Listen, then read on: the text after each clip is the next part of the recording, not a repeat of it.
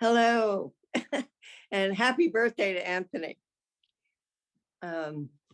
So this passage is from Can You Forgive Her? Plantagenet and Glencora are at breakfast the morning after she has been seen waltzing recklessly with Burgo. A scene of confrontation, which is potentially explosive, is diffused through kindness, which Trollope is so good at depicting. But now her heart was loosed, and she spoke out, at first slowly, but after a while with all the quickness of strong passion. No, Plantagenet, I shall never make you happy. You have never loved me, nor I you. We have never loved each other for a single moment. I have been wrong to talk to you about spies. I was wrong to go to Lady Monk's. I've been wrong in everything I have done, but never so wrong as when I let them persuade me to be your wife. Glencora, let me speak now, Plantagenet. It is better that I should tell you everything, and I will.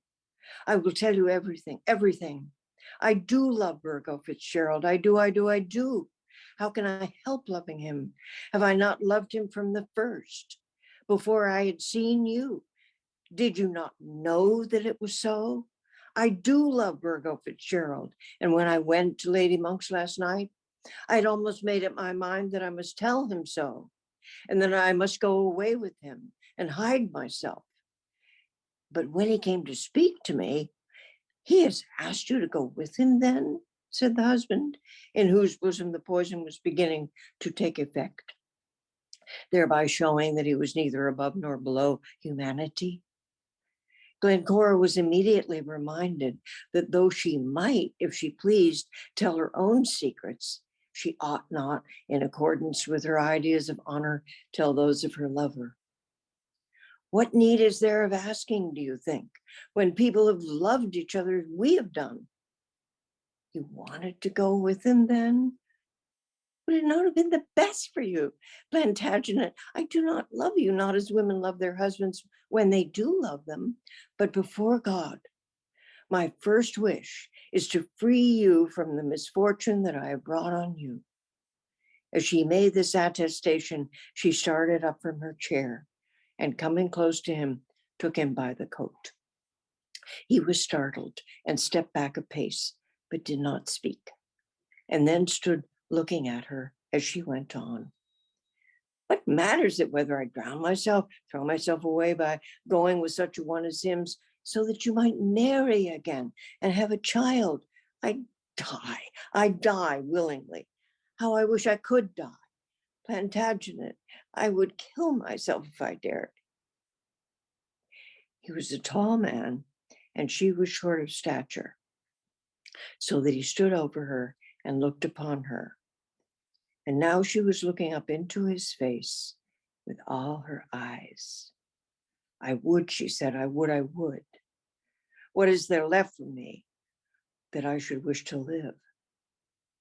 Slowly, very gradually, as though he were afraid of what he was doing, he put his arm round her waist.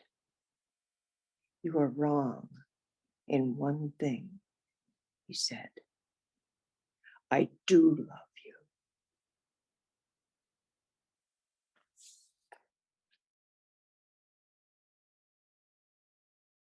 I frequently hear it said that Trollope books are a slow start, or that it takes a while to get into them. And with my rather obscure selection of the first paragraph of the first chapter of the Belton Estate, which was serialized 1865 to 1866, I hope to illustrate an alternate view. So it's a little bit of a different take. I find that Trollope often packs a wallop of information into first chapters, and he often really loads up very first paragraphs of his book. So I read to illustrate, quote, Mrs. Amadrose, the wife of Bernard Amadrose, Esquire of Belton Castle, and mother of Charles and Clara Amadrose, died when those children were only 8 and 6 years old, thereby subjecting them to the greatest misfortune which children born in that sphere of life can be made to suffer. And in the case of this boy and girl, the misfortune was aggravated greatly by the peculiarities of the father's character. Mr. Amadrose was not a bad man, as men are held to be bad in the world's esteem. He was not vicious. He was not a gambler or a drunkard, was not self-indulgent to a degree that brought upon him any reproach. Nor was he regardless of his children. But he was an idle, thriftless man who at the age of 67, when the reader will first make his acquaintance, had as yet done no good in the world whatever. Indeed, he had done terrible evil, for his son Charles was now dead, had perished by his own hand, and the state of things which had brought about this woeful event had been chiefly due to the father's neglect, unquote. So, boom, right out of the gate, right? I mean, we, as a reader, were grabbed, our curiosity is piqued. What do we have? We have passion, indirectly reflected. We have chaos and tragedy in a family. We have moral uncertainty. We have human weakness. We have that familiar Trollopian measured assessment of character with the he had just done no good in the world as yet. We have suspense. And we already have an amazing, amazing sense of where the potential conflicts will lie. So quite an accomplishment, I think, in a first very short introductory, not chapter, but just paragraph. I think if we go back to the Eustace Diamonds that we just finished in the big read, and you read the first paragraph, first chapter, same thing. So my, what I would like to leave with everybody today as my Trollope birthday gift is an invitation to turn back to all those first chapters and often first paragraphs of the books we finished, both collectively, looking with informed minds and eyes at all those skillful beginnings so that we appreciate the true artistic mastery of our dear Anthony. And I would like to just add, I might add, that I share this birthday with Anthony. So I it's such a best birthday ever. I share Happy birthday to you. for giving me the opportunity for an international celebration with one of my favorite authors, but also for allowing me to share it with you, who have become such a great group of Zoom friends. I think our shared friendships around literature and around Trollope truly is a genuine gift from this man to all of us. So thank you. Thought there was nothing else I could choose but the Warden. And I'm a bit concerned. I've been counting and I got up to 7 on the basis of reading a chapter a day. If you haven't actually read today's chapter, which is what I'm going to be reading from, then you better go and make a cup of tea. Otherwise, there's a spoiler alert. This is when the worm turns. And in being anxious not to make it too long, I found myself cutting out the bits of such as he said with a pronounced sneer. So you have to try and imagine a sneer in the way I say it. But doing that, what came across to me, it underlined how tremendous Trollope is as a writer of dialogue. And what came out very strongly was the way he catches on particular words, and characters will then echo one another, which actually helps the comedy. Anyway, I'll start now. Why, the Archdeacon at last said, why did you go off from Barchester so suddenly? Why did you take such a step without giving us notice? The Warden hung his head and made no reply. He could not condescend to say that he had not intended to give his son-in-law the slip, and as he had not the courage to avow it, he said nothing. Papa's been too much for you, said Mrs. Grantley. The Archdeacon again ejaculated, "Good heavens!" "I think I'll go to bed," said the warden, taking up a side candle. "At any rate, you'll promise me to take no further step without consultation," said the Archdeacon. Mr. Harding made no answer, but slowly proceeded to light his candle. "The whole affair, you see, is already settled, and that with very little trouble or expense. Bold has been compelled to abandon his action, and all you have to do is remain quiet at the hospital." Mr. Harding still made no reply, but looked meekly into his son-in-law's face. The Archdeacon thought he knew his father-in-law, but he was mistaken. "Come, promise Susan to give up this idea of resigning the wardenship." The warden looked at his daughter. "I am sure Susan will not ask me to break my word or to do what I know to be wrong." "Papa," said she, "it would be madness in you to throw up your preferment. What are you to live on?" "God that feeds the young ravens will take care of me also," said Mr. Harding with a smile. "Pish!" said the Archdeacon. "If the ravens persisted in refusing the food prepared for them, they wouldn't be fed. I shall have the living at Crabtree, £80 a year, and the precentorship, it goes with the wardenship. Oh dear warden, this is all nonsense. £80 or 160 makes very little difference. You can't live on it. You can't turn Eleanor's prospects forever. You can't ruin Eleanor's prospects forever. In point of fact, you can't resign. The bishop wouldn't accept it. The whole thing is settled.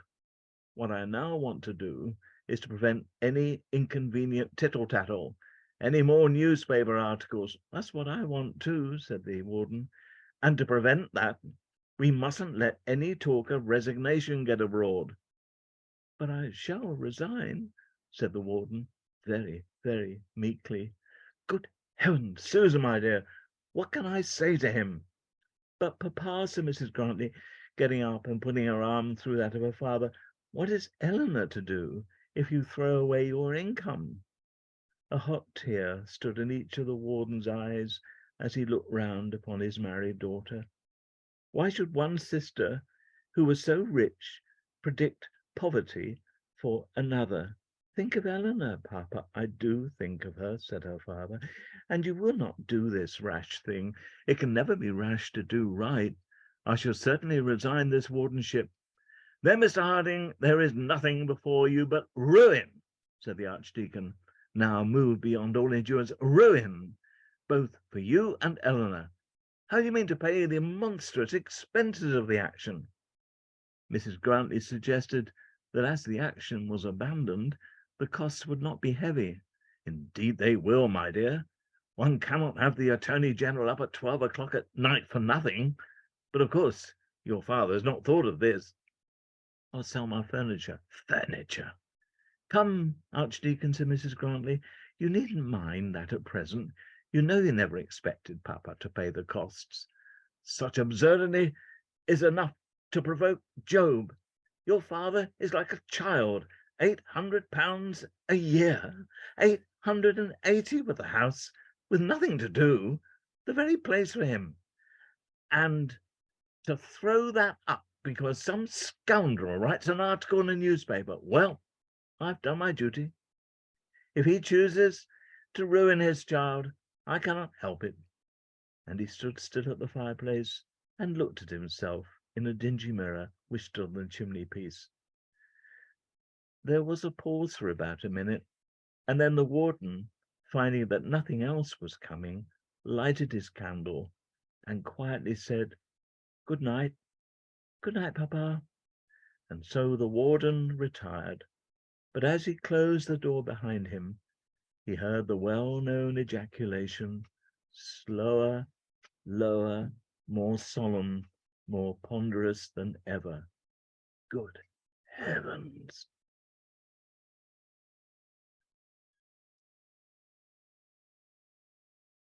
And I chose something from the chapter 9 of the Duke's Children, and which is titled In Medias Res. And if you want a good example of that, I don't want to do a spoiler, but look at the title of the first chapter, because the Duke's Children begins with quite a bang of In Medias Res. And one of the things a lot of people like about Trollope are his direct address to the reader, where he kind of opens the curtain up and shows you how the mechanisms of writing a novel works and things like that. And just that is always such an amusing part of it. So anyway, this is chapter 9 in Medias Res. Perhaps the method of rushing at once in medias res is of all ways of beginning a story or a separate branch of the story, the least objectionable. The reader is made to think that the gold lies so near the surface that he will be required to take very little trouble in digging for it. And the writer is enabled, at least for a time, or till his neck has become, as it were, warm to the collar, to throw off from him the difficulties and dangers, the tedium and prolixity of description. This rushing in medias res has doubtless the charm of ease. Quote, certainly, when I threw her from the garret window to the stony pavement below, I did not anticipate that she would fall so far without injury to life or limb, unquote. When the story has been begun after this fashion, without any prelude, without description of the garret, or of the pavement, or of the lady thrown, or of the speaker, a great amount of trouble seems to have been solved. The mind of the reader fills up the blanks, if erroneously, still satisfactorily. He knows at least that the heroine has encountered a terrible danger and has escaped from it with almost incredible good fortune, that the demon of the piece is a bold demon, not ashamed to speak of his own iniquity, and that the heroine and the demon are so far united that they have been in a garret together. But there is a drawback on the system, that it is almost impossible to avoid the necessity of doing sooner or later that which would naturally be done at first. It answers perhaps for half a dozen chapters, and to carry the reader pleasantly along for half a dozen chapters is a great matter. But after that, a certain nebulous darkness seems to gradually envelop the characters and the incidents. Is all of this going on in the country or in town, or perhaps in the colonies? How old was she? Was she tall? Is she fair? Is she heroine-like in her form and gait? And after all, how high was the garret window? I have always found that the details would insist on being told at last, and by rushing in medias res, I was simply presenting the cart before the horse. As readers like the cart the best, I will do it once again, trying only for a branch of my story, and will endeavor to let as little as possible of the horse be seen afterwards. This is from Framley Parsonage, and it's Lucy Robarts, my favourite Trollope heroine, explaining her secret to her sister-in-law. Mrs. Robarts looked into Lucy's eyes, which, like a rainbow, were the brighter for her tears. And what has he said to you, Lucy? What? Only this, that he asked me to be his wife. Lord Lufton proposed to you? Yes, proposed to me. It is not credible, is it? You cannot bring yourself to believe that such a thing happened, can you? And Lucy rose again to her feet as the idea of the scorn with which she felt that others would treat her, with which she herself treated herself, made the blood rise to her cheek. Well, it was not a dream. Here, standing here, on this very spot, on that flower of the carpet, he begged me a dozen times to be his wife. I wonder whether you and Mark would let me cut it out and keep it. And what answer did you make to him? I lied to him and told him I did not love him. You refused him? Yes, I refused a live lord. There is some satisfaction in having that to think of, is there not? Fanny, was I wicked to tell that falsehood? And why did you refuse him? Why? Can you ask? Think what it would have been to go down to Framley Court and to tell her ladyship, in the course of conversation, that I was engaged to her son. Think of Lady Lufton. What you tell me so surprises me. I hardly as yet know how to speak about it, said Mrs. Robarts. It was amazing, was it not? He must have been insane at the time. There can be no other excuse made for him. I wonder whether there is anything of that sort in the family. What, madness? Said Mrs. Robarts, quite in earnest. Well, don't you think he must have been mad when such an idea as that came into his head? But you don't believe it, I can see that. And yet it is as true as heaven. Standing exactly here on this spot, he said that he would persevere till I accepted his love. I wonder what made me specially observe that both his feet were within the lines of that division. And you would not accept his love? No, I would have nothing to say to it. I said that I could not love him. Ought I to have told him the truth and to have let him know that I could almost kiss the ground on which he stood? And what shall I do next? Said Lucy, still speaking in a tone that was half tragic, half jeering. Do? Yes, something must be done. If I were a man, I should go to Switzerland, of course, or, as the case is a bad one, perhaps as far as Hungary. What is it that girls do? They don't die nowadays, I believe.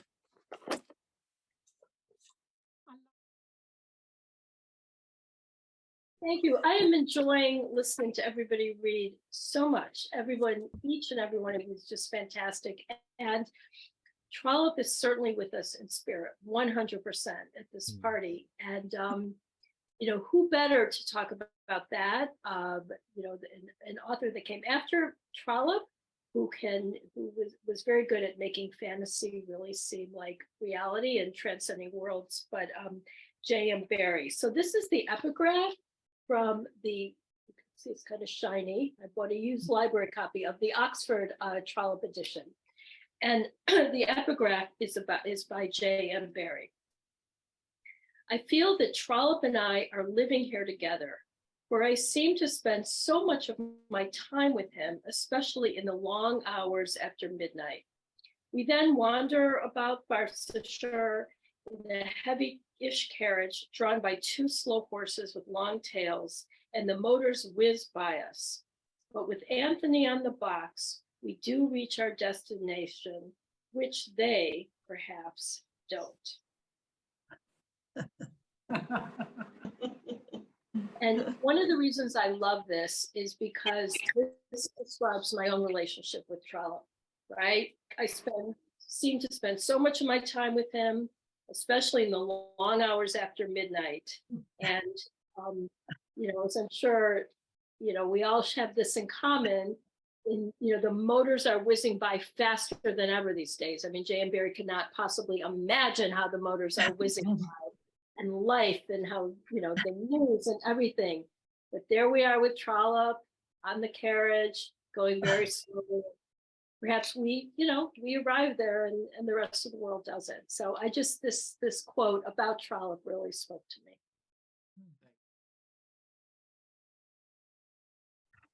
I deliberately tried to pick one that would be within 3 minutes. So this comes from Orley Farm.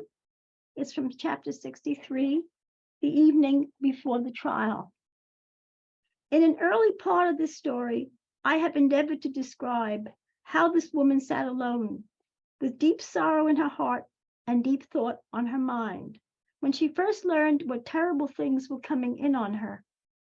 The idea, however, which the reader will have conceived of her as she sat there will have come to him from the skill of the artist and not from the words of the writer. If that drawing is now near him, let him go back to it.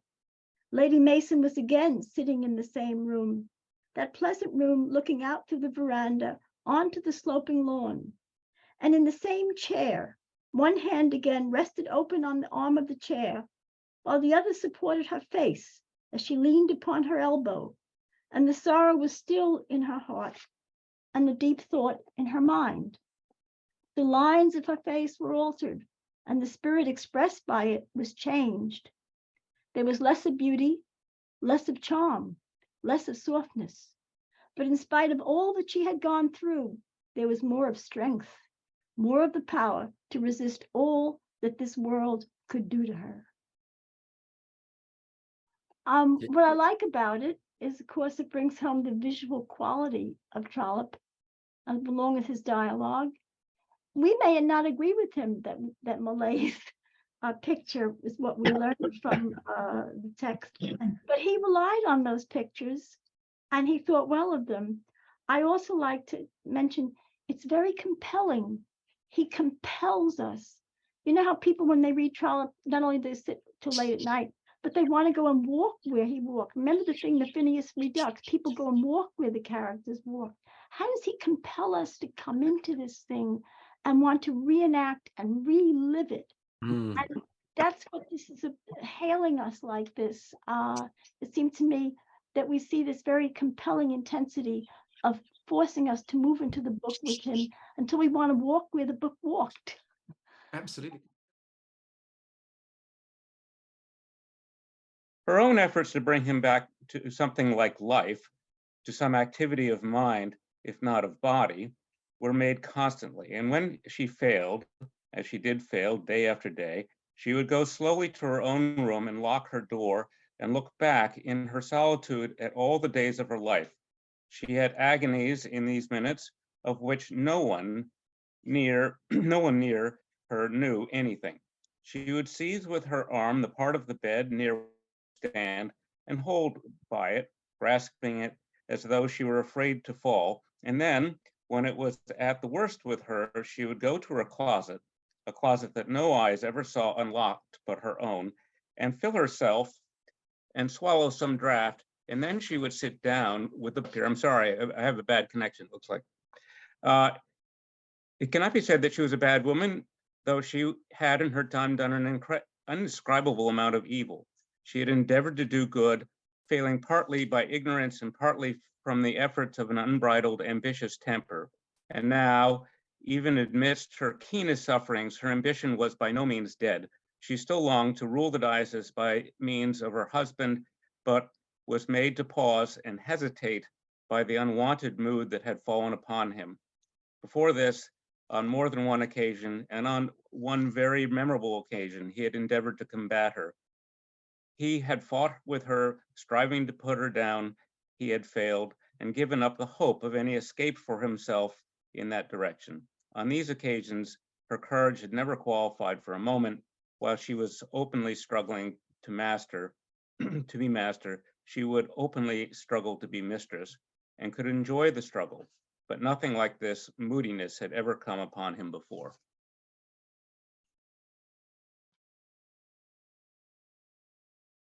Is a snippet of dialogue from Mr. Scarborough's family, and it illustrates a very typical Trollopian theme of, the nobility versus trade, and in the love market. Two ladies are talking. One is Mrs. Crabtree, and she's proud to have a daughter married to the third son of Sir Reginald Rattlepate, even though Sir Reginald doesn't have a penny and her son-in-law isn't inclined to earn his bread. The other lady, the rector's wife, has a daughter who is engaged to marry the brewer's son. Mrs. Crabtree snobbishly says, "You can almost see the brewery chimneys from the church tower." The rector's wife replies, "Thank God, yes. Whenever I shall see them, I shall know there's income coming out with the smoke."